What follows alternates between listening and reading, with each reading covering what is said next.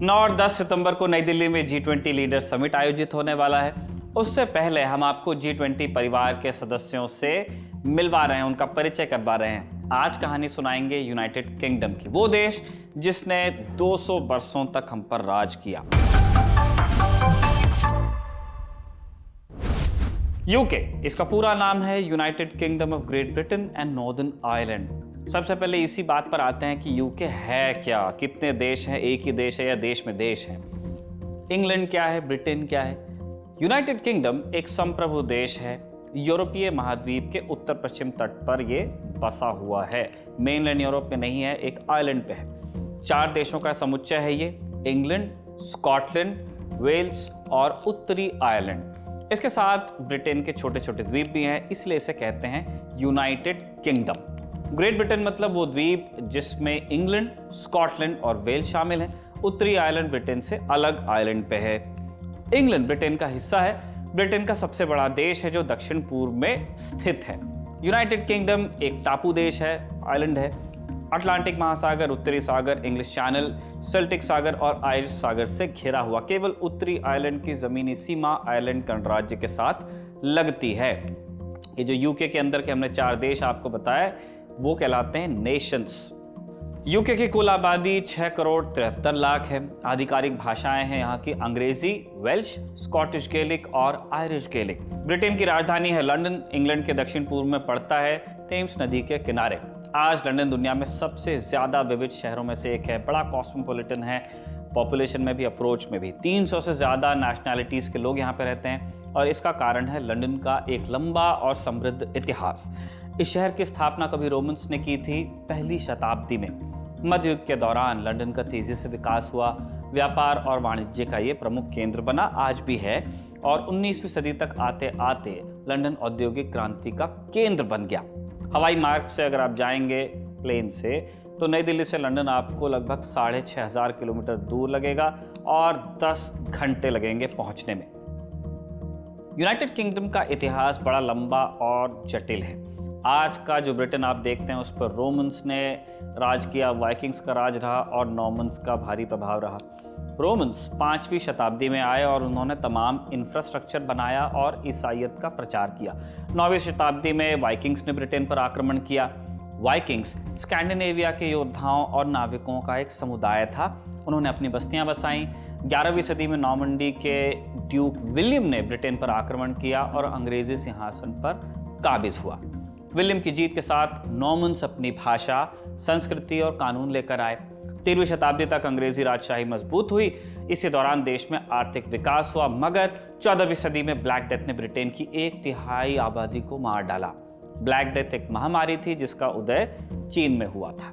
इस घटना से सामाजिक परिवर्तन भी हुए, कुलीन वर्ग का प्रभाव कुछ कम हुआ और मिडिल क्लास पिक्चर में आया।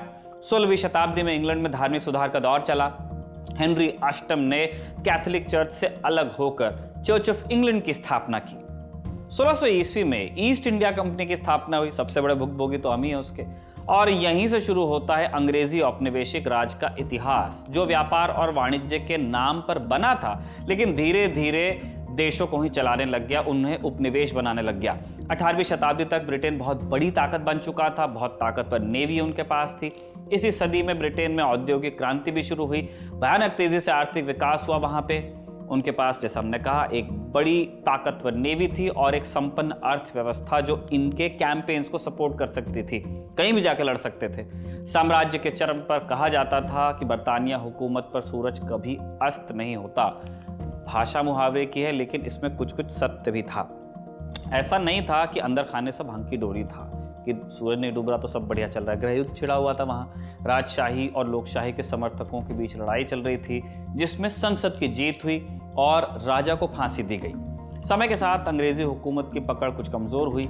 कॉलोनीज में राष्ट्रवाद और आज़ादी की भावना जगने लगी, आंदोलन हुए। यूएस तो 1776 में आज़ाद हो गया था। आज़ादी का दूसरा बड़ा दौर आया 20वीं शताब्दी में। यूके ने 2 युद्ध लड़े और दोनों में ही ओरिजिनल प्लेयर्स में से वो रहा। प्रथम विश्व युद्ध की बात करते हैं। ब्रिटेन अलाइड पावर्स का हिस्सा था। फ्रांस, रूस और बाद में यूएस के पाले से लड़ाई लड़ी। ब्रिटेन ने जंग में बहुत खून बहाया। अंग्रेजी नौसेना ने जर्मनी को रोकने में महत्वपूर्ण भूमिका निभाई। द्वितीय विश्व युद्ध में ब्रिटेन फिर से अलाइड ताकतों के मूल सदस्यों में था। ब्रिटेन ने अपनी फौज फ्रांस लड़ने भेजी, ब्रिटिश एक्सपीडिशनरी फोर्स BEF, लेकिन उन्हें उल्टे पांव लौटना पड़ा क्योंकि वो जज नहीं कर पाए कि हिटलर किस तरह से काम करेगा। फिर जर्मनी ने हवाई रास्ते से ब्रिटेन पर चढ़ाई की, बैटल ऑफ ब्रिटेन जिसे कहते हैं। अंग्रेजों की रॉयल एयरफोर्स ने तब जर्मन आक्रमण को काउंटर किया और सक्सेसफुल रहे। अमेरिकी और रूसी मदद ने एक बार फिर ब्रिटेन को विजेताओं के पाले में खड़ा किया और प्रधानमंत्री विंस्टन चर्चिल हीरो बने। द्वितीय विश्व युद्ध में अंग्रेजों ने जितना खून बहाया उतना ही पैसा भी उनका खर्च हुआ और इससे कॉलोनीज को मेंटेन करना बहुत मुश्किल हो गया। भारत और पाकिस्तान आज़ाद हुए और 60 के दशक में कई अफ्रीकी देशों में भी इस तरह के आंदोलन हुए। ब्रिटिश साम्राज्य के पतन के साथ लेबर पार्टी का उदय हुआ। यहाँ परंपरागत रूप से मजदूरों की पार्टी, नाम में लेबर है। 1945 में लेबर पार्टी सत्ता में आई और उन्होंने कई सामाजिक सुधार भी लागू किए। 1956 के स्वेज संकट के चलते बाजार में गिरावट आई और अर्थव्यवस्था बाधित हुई। इधर 1960 से 90 के बीच में उत्तरी आयरलैंड में अराजकता और हिंसा का दौर रहा। इसका ब्रिटेन की राजनीति पर भी असर पड़ा। बाद में 1998 में जाकर समझौता हुआ। 1979 में अंग्रेज जनता ने मार्गरेट थैचर को चुना। उन्होंने कई रूढ़िवादी नीतियां लागू की और वो नीतियां विवादास्पद भी रहीं, लेकिन ब्रिटेन की अर्थव्यवस्था और समाज पर बड़ा प्रभाव छोड़ के गई। ब्रिटेन 1973 में यूरोपीय आर्थिक समुदाय में शामिल हुआ, जो बाद में EU बनता है, और 1993 में यूरोपीय संघ का पूर्ण सदस्य बना। आने वाले सालों में ब्रिटेन की सदस्यता वहां की राजनीति में एक प्रमुख मुद्दा रही और अंततः 2016 में ब्रिटेन ने EU को छोड़ा भी, जिसे कहा गया ब्रेक्जिट। पैसे की बात करते हैं। यूके में चलता है पाउंड स्टर्लिंग, जिसे हम सिर्फ पाउंड कह देते हैं कई बार। एक पाउंड स्टर्लिंग फिलहाल 104.54 रुपए का है, 104 रुपए 54 पैसे। IMF के मुताबिक यूके की GDP 3.16 ट्रिलियन डॉलर की है, माने 262 लाख करोड़ रुपए। पर कैपिटा इनकम यहाँ की 38 लाख रुपए के करीब है, यानी हिंदुस्तान से करीब 17.5 गुना ज्यादा। 2022 में भारत और यूके के बीच निर्यात और आयात मिलाकर कुल 20.36 बिलियन डॉलर का व्यापार हुआ। रुपए में देखेंगे तो 1,69,000 करोड़ का आंकड़ा बनता है। निर्यात हुआ 11.24 बिलियन डॉलर का, मानी करीब 93,000 करोड़ रुपए की मशीनरी, बिजली के उपकरण, रेडीमेड कपड़े, आभूषण, रसायन, गाड़ियों के उपकरण वगैरह बेचे गए। आयात हुआ 9.62 बिलियन डॉलर का, माने करीब 80,000 करोड़ रुपए की मशीनरी, गाड़ियां, रसायन, फार्मास्यूटिकल्स, तेल और गैस वगैरह खरीदे गए। हम ब्रिटेन को निर्यात ज्यादा करते हैं, इसलिए ब्रिटेन से व्यापार में हमें मिलता है ट्रेड सरप्लस, यानी फायदा। ब्रिटेन और यूके के बीच भारी निवेश भी है। यूके भारत के इंफ्रास्ट्रक्चर सेक्टर में एक प्रमुख निवेशक है, वहीं भारतीय कंपनियां यूके में प्रौद्योगिकी, फार्मा और वित्तीय सेवाओं जैसे एरियाज में निवेश कर रही हैं। यूके और भारत के बीच राजनयिक संबंधों का लंबा इतिहास है। दोनों देश 17वीं सदी से व्यापार, कूटनीति और आर्थिक सहयोग में हिस्सेदार रहे। जब भारत को ब्रिटेन से आज़ादी मिल गई, तब से दोनों देशों के बीच के संबंधों को आप 3 खंडों में बांटकर देख सकते हैं। 1947 से 1997 तक का एक पीरियड। दोनों देशों के राष्ट्राध्यक्ष लगातार एक दूसरे के यहाँ गए। वहाँ से रानी एलिजाबेथ और उनके कार्यकाल के लगभग सारे प्राइम मिनिस्टर्स यहाँ आए और हमारे यहाँ से भी प्रधानमंत्री नेहरू, डॉक्टर प्रसाद, राजीव गांधी, नरसिम्हा राव, डॉक्टर कलाम और प्रधानमंत्री मोदी तक वहाँ गए। अच्छे राजनयिक संबंध होने के बावजूद कुछ तनाव भी था, खासकर कश्मीर के मुद्दे पर, और इस दौरान भारत सोवियत संघ के करीब जाता रहा। इस वजह से भी ब्रिटेन थोड़ा नर्वस रहता था इंडिया को लेकर। लेकिन इसी बीच 1991 में भारत और यूके के बीच फ्री ट्रेड समझौते पर बात को औपचारिकता मिलनी शुरू हुई। कुछ समझौते हुए, दोनों देशों के बीच व्यापार भी बढ़ा, लेकिन असली FTA अभी तक दोनों देशों के बीच उस पर साइन हुए नहीं है। उम्मीद की जा रही है कि जल्द हो जाएगा। अगला पीरियड हम ले रहे हैं 1997 से 2010 तक के। 90 के दशक के अंत में भारत और ब्रिटेन के बीच संबंध सुधरने लगे। अलग अलग मसलों पर सहमति बनी, जैसे आर्थिक सहयोग और आतंकवाद के खिलाफ लड़ाई। फरवरी 2010 में भारत और यूके के बीच सिविल न्यूक्लियर सहयोग समझौते पर दस्तखत हुए। इसके बाद आखिरी पीरियड जिसमें हम बांट रहे हैं 2010 से 2023 प्रेजेंट टाइम तक, देशों के बीच रणनीतिक साझेदारी मजबूत हुई।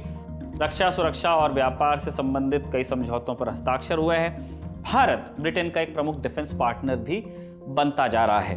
2019 में यूके और भारत राजनयिक संबंधों के 70 साल पूरा होने का जश्न इन दोनों ने मनाया।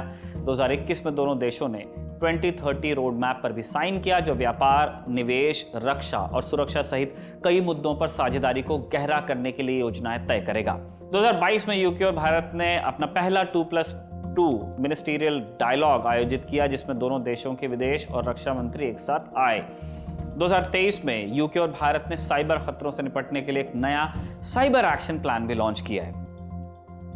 अब जिस देश के बारे में हम इतना जान रहे हैं उसके पॉलिटिकल सिस्टम को समझते हैं। यूके एक लोकतांत्रिक राजशाही है, यानी कॉन्स्टिट्यूशनल मोनार्की, या हेड ऑफ स्टेट यानी राष्ट्राध्यक्ष होते हैं राजा या रानी, जिनको मोनार्क हम कहते हैं, लेकिन असली ताकत होती है पार्लियामेंट के पास और प्रधानमंत्री के पास।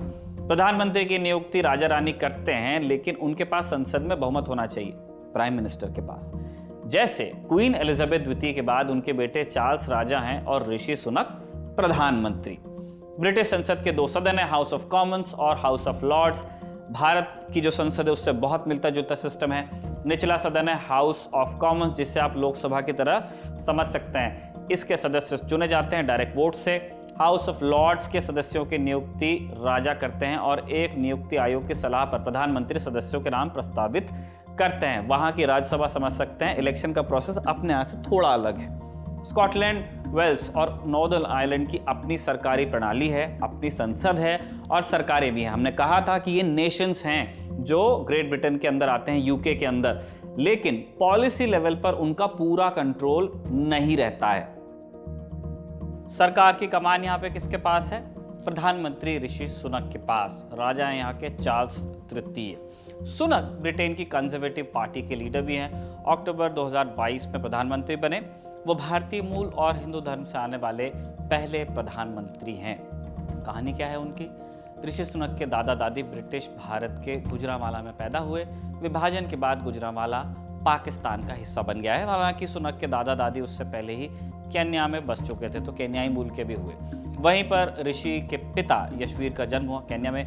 उनकी शादी उषा से हुई, वो तंजानिया में पैदा हुई थी। बाद में यशवीर और उषा ब्रिटेन शिफ्ट हो गए। 3 देश हो गए अब तक। 1980 में उनके घर ऋषि सुनक का जन्म होता है। उनकी पढ़ाई प्रतिष्ठित विंस्टर कॉलेज से हुई है। ब्रिटेन में उनसे पहले के 5 वित्त मंत्री इसी कॉलेज से पढ़े हैं। सुनक भी पहले वित्त मंत्री थे। विंस्टर के बाद सुनक ऑक्सफोर्ड गए, वहाँ से पॉलिटिक्स, फिलॉसफी और इकोनॉमिक्स की उन्होंने पढ़ाई की। इसके बाद MBA के लिए स्टैनफोर्ड यूनिवर्सिटी गए। वहीं उनकी मुलाकात अक्षता मूर्ति से हुई। अक्षता इन्फोसिस के फाउंडर NR नारायण मूर्ति की बेटी हैं। 2009 में सुनक और अक्षता ने शादी कर ली। उनकी 2 बच्चियां हैं। अक्षता की इन्फोसिस में लगभग 1% की भागीदारी है। 1% सुन के आप कम मत मानिए, बहुत बड़ी कंपनी है। अप्रैल 2022 में सामने आया कि अक्षता ब्रिटेन से बाहर होने वाली कमाई पर टैक्स में हेराफेरी कर रही हैं। इल्जाम लगा। जब हंगामा मचा तो उन्होंने बाहरी कमाई पर टैक्स देने का ऐलान भी किया। 2015 में ऋषि सुनक ने राजनीति में कदम रखा। राजनीति में आने से पहले वो बैंकर के तौर पर काम करते थे। गोल्डमैन सैक्स में काम किया, कुछ समय नौकरी की, फिर बिजनेस में हाथ आजमाया और सफल रहे। एक इन्वेस्टमेंट फर्म के को-फाउंडर भी हैं। इस फर्म ने सिलिकॉन वैली और बेंगलुरु में बिजनेस किया। उन्होंने 2015 में यॉर्कशायर की रिचमंड सीट से चुनाव जीता और संसद पहुंच गए। ब्रिटेन की रिचमंड या रिकमंड कंजर्वेटिव पार्टी का गढ़ है। सुनक ने 2017 और 19 में भी इस सीट से चुनाव जीत लिया। जब बोरिस जॉनसन ने प्रधानमंत्री बनने के बाद पहला कैबिनेट विस्तार किया, तब सुनक को वित्त मंत्रालय मिला। फिर कोरोना वायरस महामारी के दौरान उन्होंने कई फाइनेंशियल पैकेजेस तैयार किए, जिनकी पूरी दुनिया में चर्चा हुई। सुनक नियमित तौर पर न्यूज़ चैनल्स पर नजर आने लगे। एक तरीके से यूके सरकार का वो चेहरा बने। इस दौरान पार्टीगेट स्कैंडल में भी उनका नाम आया। इस संबंध में उन्हें पेनल्टी नोटिस भी जारी किया गया। फिर अपनी पत्नी अक्षता मूर्ति के टैक्स स्टेटस को लेकर आलोचना का शिकार हुए। इस बात पर भी उनकी किरकिरी हुई कि सरकार में इतने बड़े पद पर होने के बाद भी उनके पास अमेरिका का ग्रीन कार्ड है और उन्होंने इससे सरेंडर नहीं किया था, लौटाया नहीं। वित्त मंत्री के तौर पर काम करने से पहले ऋषि सुनक ने पूर्व प्रधानमंत्री टेरेसा मे के कैबिनेट में जूनियर मिनिस्टर के तौर पर काम किया था। निजी जिंदगी में सुनक कोका कोला और फुटबॉल के दीवाने हैं। कुछ मौकों पर उन्हें खुद क्रिकेट खेलते हुए भी देखा गया है। ऋषि सुनक G20 में हिस्सा लेने भारत आ रहे हैं। प्रधानमंत्री के तौर पर ये उनकी पहली भारत यात्रा है। इसी दौरे पर फ्री ट्रेड एग्रीमेंट पर बातचीत आगे बढ़ने की संभावना है। चलते कुछ फैक्ट्स आपको बताते जाते हैं। ब्रिटेन दुनिया के सबसे पुराने लोकतंत्र का घर है। मैग्ना कार्टा 1215 में हस्ताक्षर किए गए इस दस्तावेज को सरकार के सिद्धांत को स्थापित करने वाला पहला दस्तावेज माना जाता है। अब मदर ऑफ डेमोक्रेसी शब्द तो पहले से बुक है, तो हम ब्रिटेन को कहेंगे मॉसी ऑफ डेमोक्रेसी। यूके में दुनिया का सबसे पुराना अंग्रेजी भाषी विश्वविद्यालय भी है, ऑक्सफोर्ड यूनिवर्सिटी, जिसकी स्थापना सन 1096 में हुई थी और वो आज भी चल रहा है, आज भी वहाँ पढ़ाई हो रही है। यूके एक लोकप्रिय टूरिस्ट डेस्टिनेशन भी है, करीब 3.5 करोड़ लोग हर साल घूमने जाते हैं वहाँ की पॉपुलेशन के हिसाब से आप कंपेयर करेंगे तो बहुत टूरिस्ट जाता है वहाँ। कभी जाइए तो बकिंगम पैलेस आप देख सकते हैं, टावर ऑफ लंदन देख सकते हैं, स्टोनहेंज भी देख सकते हैं अगर उस तरह की चीज़ों में इंटरेस्ट है। यूके में दुनिया के कुछ सबसे प्रसिद्ध लेखक और कलाकार भी हुए हैं, शेक्सपियर वहाँ से हैं, जेन ऑस्टिन और चार्ल्स डिकेंस भी।